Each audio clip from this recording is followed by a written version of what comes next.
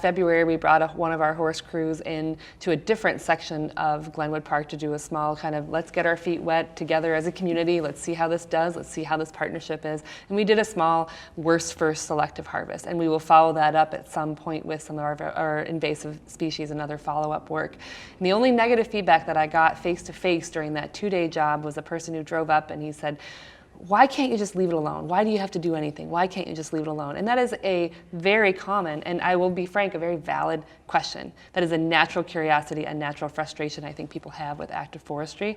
And when it comes to a park, for example, like the old growth section of Glenwood Park, I want to speak to the idea of why can't we just leave it alone? If you walk through that park, you will see invasive ivy, ornamental ivies and other plants coming in, literally creeping from backyards adjacent to that park. They're going to interfere with native regeneration of trees.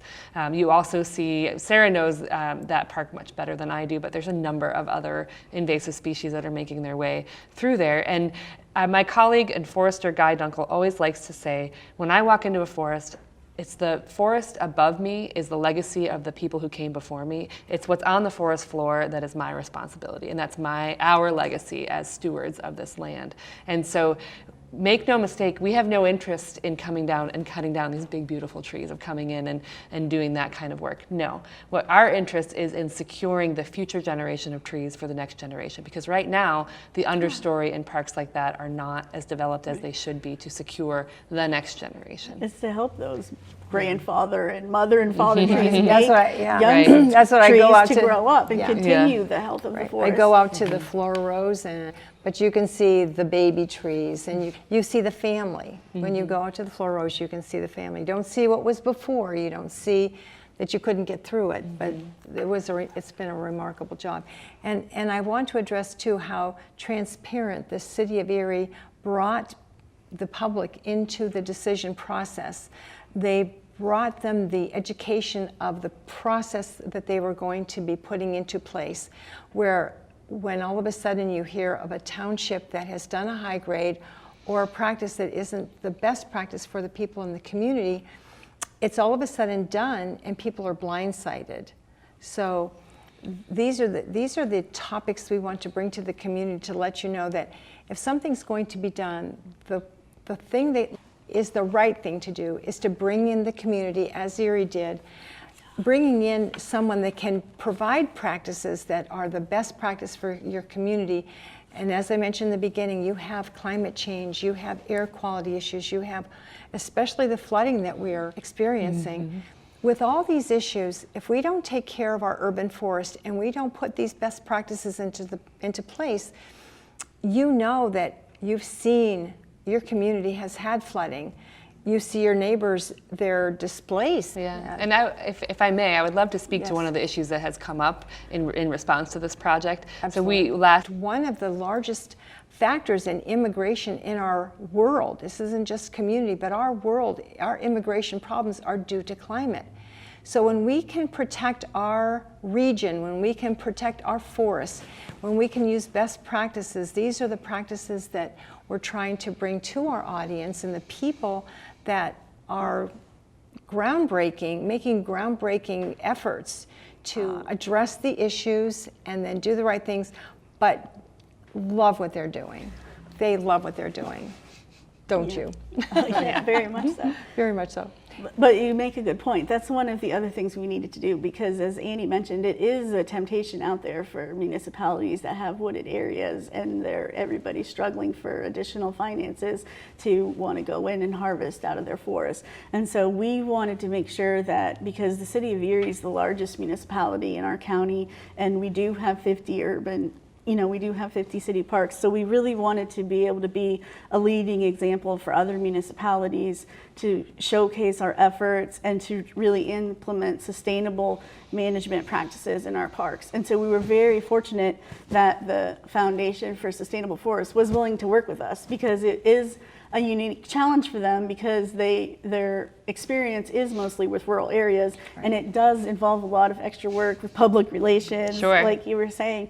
And we're very appreciative of them even being able to come into the urban area and help us because of its unique challenges. But we really wanted to make sure we were doing the right things for our forest, because you're right, I don't just you know, I love trees, I love forests, and I love my job, and I'm grateful that to be a steward for the community here and to help make best decisions.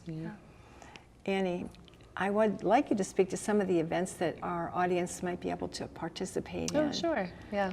Yeah, I'm happy to. So every year, the Foundation for Sustainable Forests has a conference in May called Loving the Land Through Working Forests. And each year we bring in a speaking program. It takes place in the woods. So we really think it's important to connect by being outside. So you're either walking through the woods with a presenter or under a tent, but either way, you're part of that forest ecosystem for the day.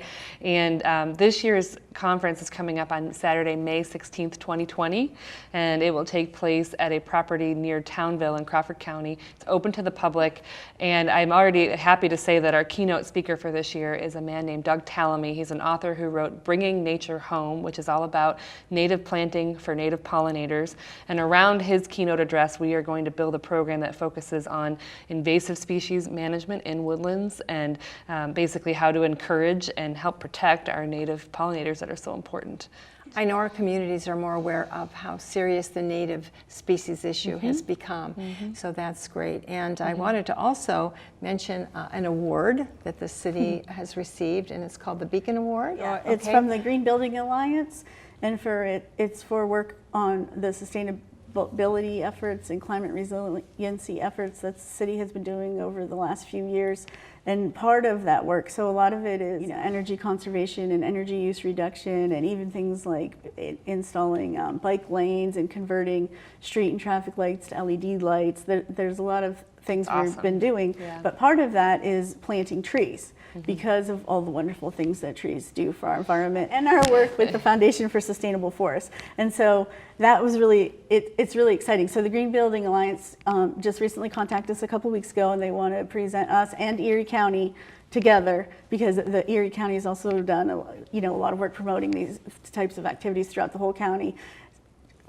With the Beacon Award. And so we're really excited. That's going to be on September 11th. And so Kathy Dahlkamper and Mayor Schember both will be going down to accept the award, and we're really excited about it. Oh, and one other thing I wanted to mention too is in appreciation for the Foundation for Sustainable Forests to be willing to work with us is, even though it's a unique urban area, that's why we need their help though for the expertise that they do have in managing forests. Because managing forests in wooded lots is completely different than managing street trees. And so the types of issues for street trees and caring for individual trees with with mulching them and watering them during droughts and different things are different in a forest situation. And so they do have more expertise on that with their best management practices. And so people don't need to run around in the forest and start mulching all their forest trees. The forest, the leaf layer does it for us. They naturally mulch their trees. Yeah. And that's another funny topic, because a lot of times people will call me and say, well, they have so many leaves, they don't know what to do with them, and they, like they're elderly now, an elderly woman who her husband died, and she's like, I can't take care of it.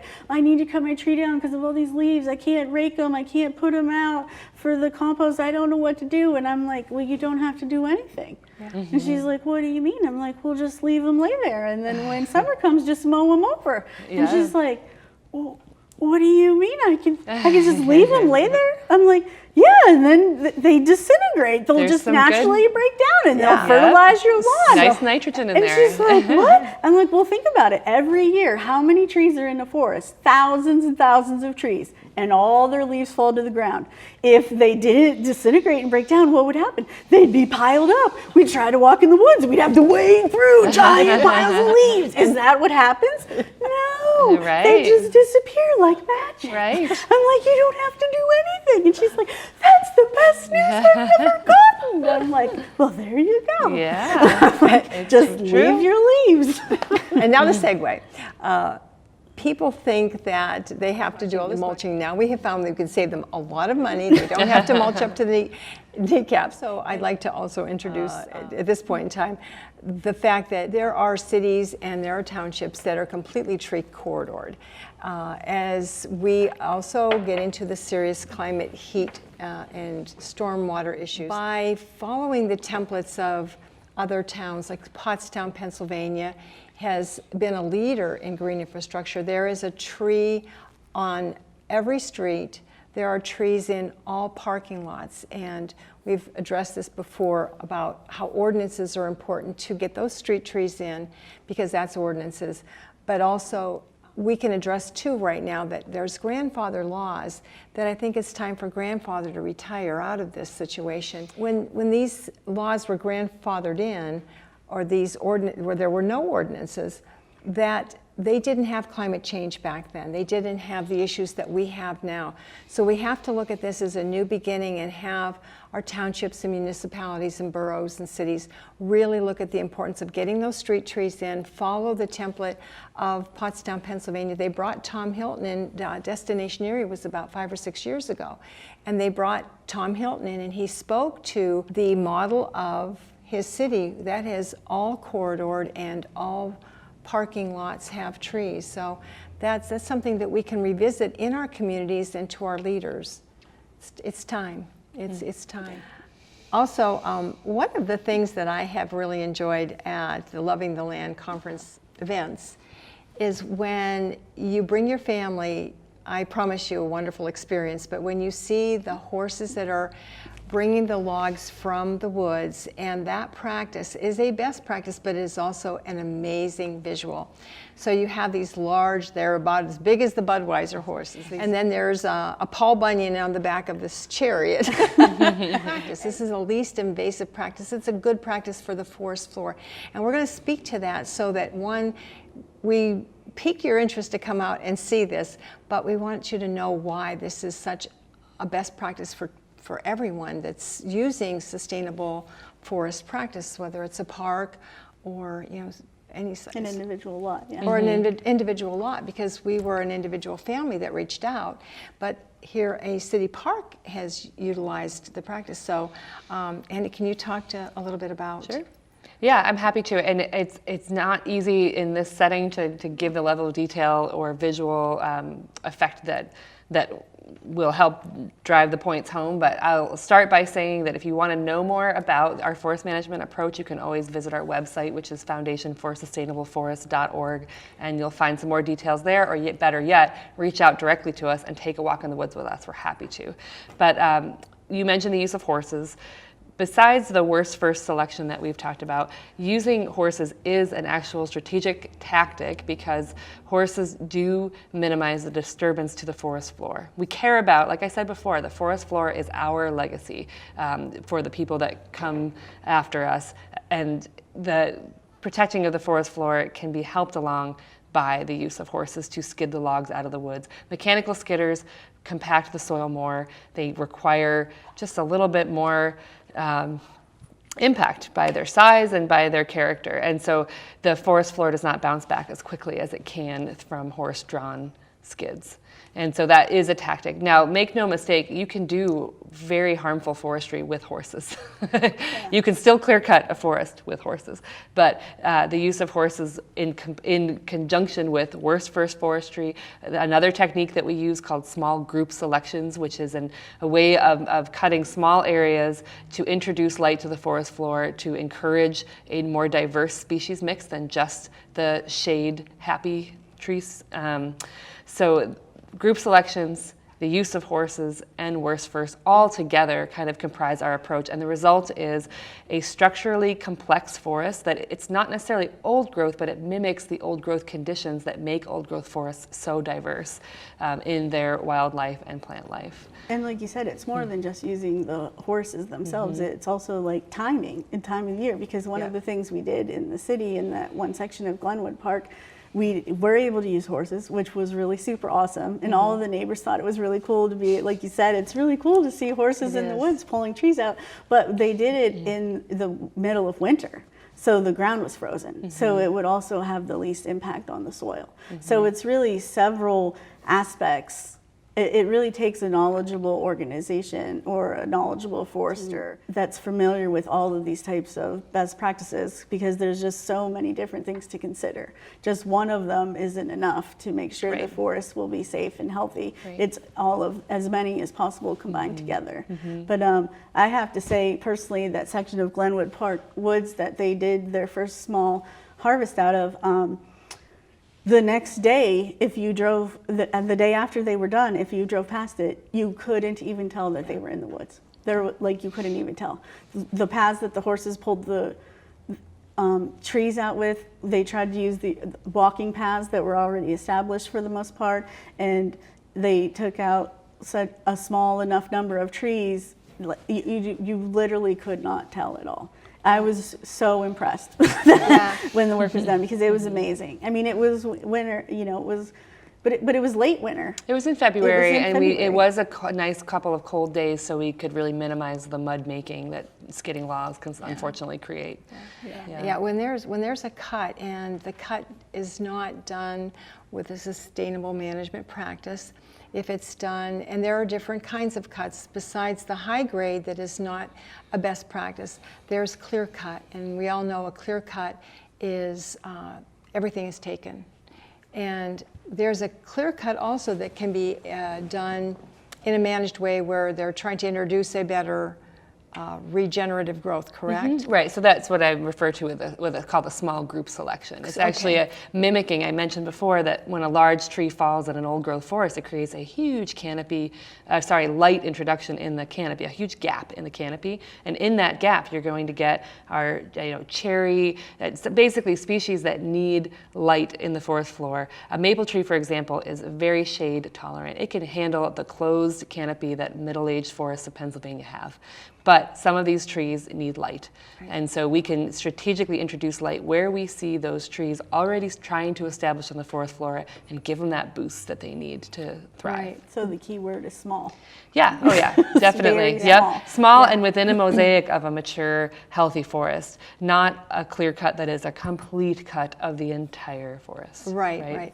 I know that there was a selective cut done at the floor rows, and so that you have a better, the regeneration is better. And so we will be showing at some point, we will have that as a visual so that the audience can see that. And there's actually a photo I want to highlight that you'll be showing, which it shows the gap that was created in the background and the mature forest in the foreground, and it was just the right time of day to demonstrate the side light that's coming into the forest floor. That side light's going to encourage the native, as long as we make sure that the non-native species are taken care of, it's going to encourage that kind of understory and mid-canopy shrub growth that certain tree species, for example, the hooded warbler, need.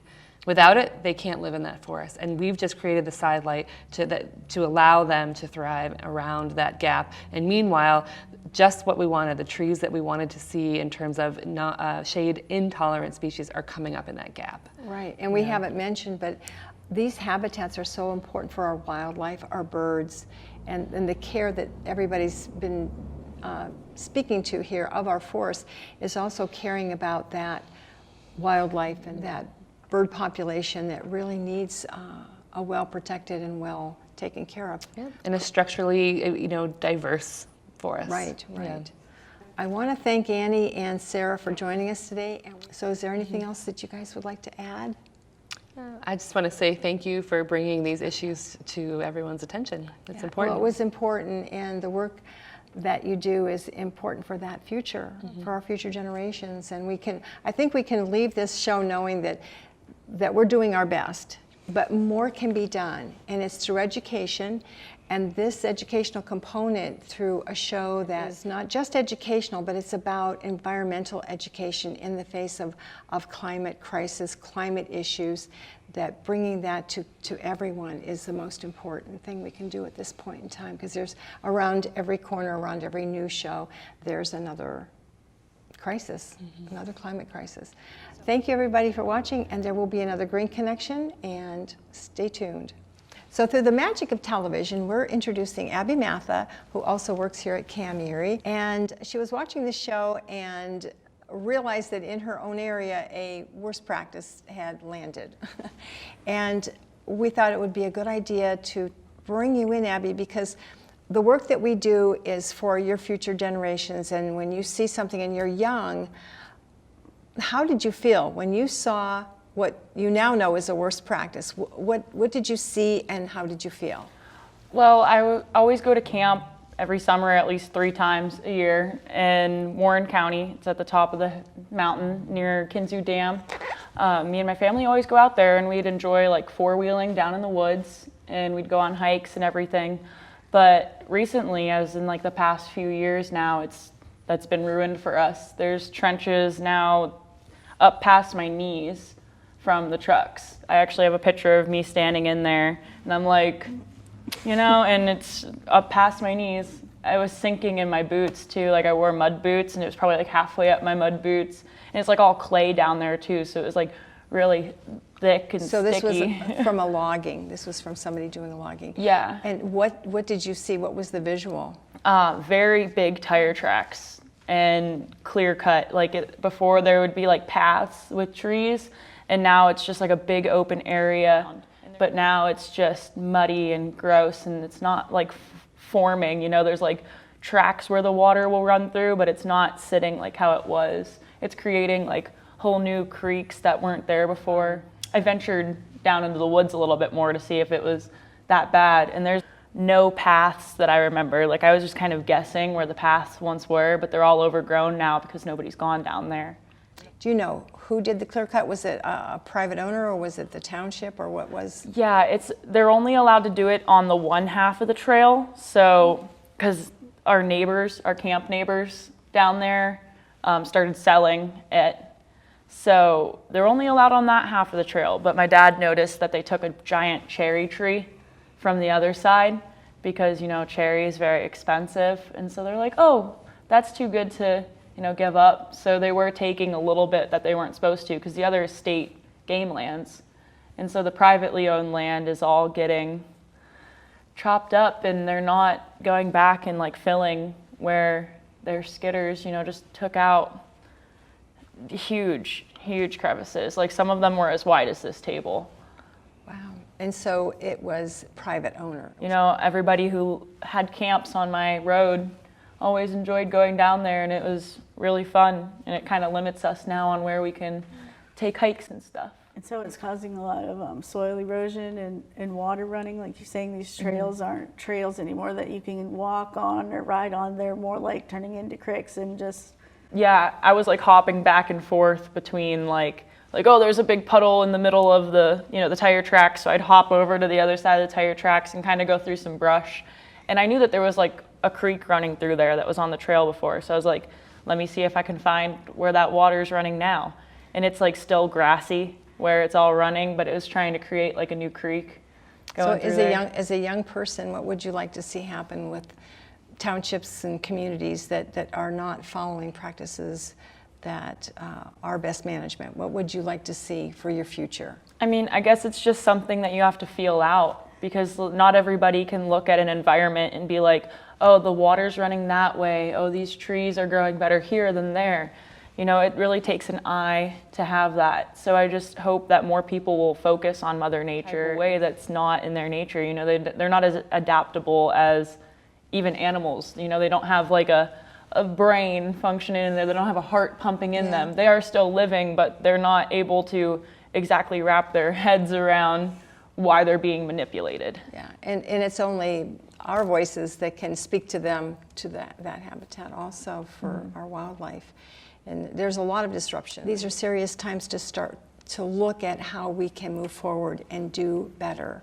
Yeah, I can only imagine how scared the animals are when those big machines come in there and there's big crashes from all the trees falling, because there's so many deer in there, in that area. It's definitely important for not just townships and municipalities, but individual homeowners to call around if they are considering doing a timber harvest in their forest, to call around and talk to different foresters, talk to different companies, and listen for the keywords on how they're going to manage the forest. Exactly. Are they saying worst first? Are they saying timber selection? Are they saying horse-drawn skids? Are they saying it's minimal impact to the soil? Are they saying no cutting on the bluffs to help prevent soil erosion? Are they saying those keywords, or are they just saying things like, let's cut everything, this one's worth the most money, like we'll come in here and get it all at once to save you money, like, and cut as much as we possibly can? Like, what exactly are they saying to you? And so if you care about the land and the forest and the health of the forest and the individual trees. And what are your experiences there? Why do you have the woods? Do you own your wooded lot so you can make money off it? Or do you own your wooded lot so you can also enjoy it and recreate there and go for walks or go for rides on, four-wheelers on trails and use proper stream crossings? And that's why the Foundation for the Sustainable Forest is such a good leader in those types of best practices, because it's about, they use the motto, I think, the working forest. You can have a healthy forest and still make money from it. Right. You don't have to destroy your forest and clear cut it to make money from your forest. It's how to have healthy loving the land with healthy working forest. What is their motto? Yeah, through working forest. Yeah, And loving the land through working forest. And as someone who has used them for 20 years, I got lucky when I used the word. I'm trying to find somebody to manage our 106 acres that hasn't been touched yet. How did you find them? It was actually, there was an Amish family. I felt by turning to the Amish, they would be my best source for someone who managed. And way back then, they were saying they care about it. You're right, they live off the land.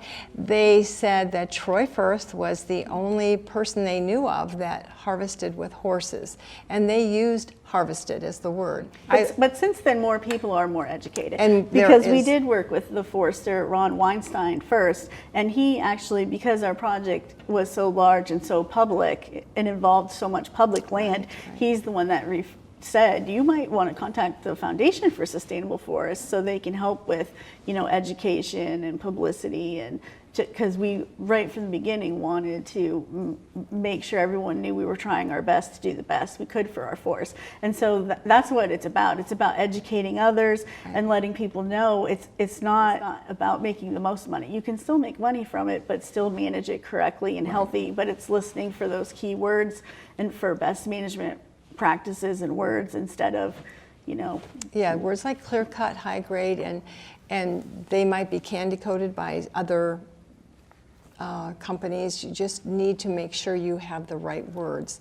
And that's the educational component here, is having people understand if you do have forest, you do have land that has a lot of woods, and you're looking for somebody to manage it, these are the words, these are the people to look toward. And the Foundation for Sustainable Forests isn't the only resource out there to help you with those types of, to help you pick a forester or a logger that has the same mindset of you of leaving a healthy forest.